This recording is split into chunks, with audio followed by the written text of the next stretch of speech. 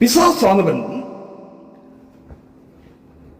தேவனுடைய குமாரனே ஆனால் இந்த கல் அப்பமாகும்படி சொல்லும் என்றார். அவர் பிரதியுத்தரமாக, மனுஷன் அப்பத்தினாலே மாத்திரமல்ல,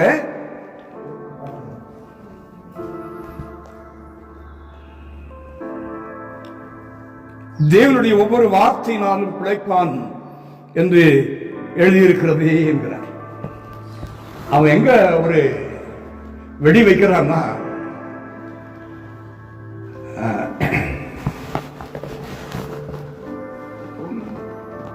எனக்கு எதிராக ஒரு 5 பேர் எழுதி வராங்க, எனக்கு எதிராக.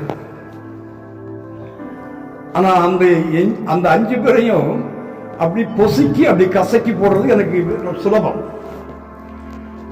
எனக்கு அவ்வளவு செல்வாக்கு இருக்கு, என்னால் அதை செய்ய முடியும். அது பிசாசுக்கு தெரிகிறது. நான் அதை செஞ்சுட்டா இங்க நிக்கிற வேலையிலிருந்து இந்த வேலையிலிருந்து தூக்கிடும், இந்த வேலையிலிருந்து தூக்கிடும். பாருங்க, தேவனுடைய குமாரனே ஆனால் ஒரு போடு, உனக்கு நிறைய செல்வாக்கு இருக்கு. நானே எனக்கு சொல்லணும், எனக்கு இவ்வளவு செல்வாக்கு இருக்கு. இவங்கெல்லாம் இந்த இவ்வளவு ஏளனமாய் அவமானமாய் இவங்கெல்லாம் ஏன் பேச வைக்கணும்? நேருக்கு எதிர் செய்யாவிட்டாலும் எங்கேயோ யாருக்கோ சொல்லியாவது செஞ்சு அவங்க வாய் அடைச்சிடலாமே. அந்த ஒரு பாவத்தை என்னில் உருவாக்குகிறதற்கு அவன் எனக்கு இருக்கிற செல்வாக்கை ஞாபகப்படுத்தான். அல்லேலூயா, அல்லேலூயா. நான் கிறிஸ்துவுக்குள் தேறினவனாக இருந்தால் மனிதர்களோ முகத்தை பார்க்கிறார்கள், மனிதர்களோ தேவனோ என் இருதயத்தை பார்க்கிறார்.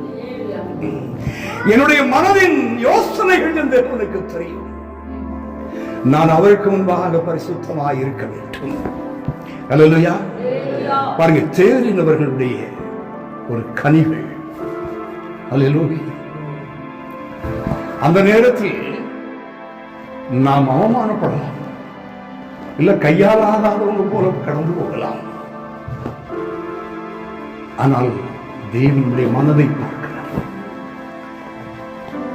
வெளியரங்கமாய் பதில் தருகிறது, நம்மை கனப்படுத்துகிறது, நமக்கு தீர்க்காயத்தை தருகிறது, கர்த்தருடைய வருகையில் நமக்கு பங்கை தருகிறது.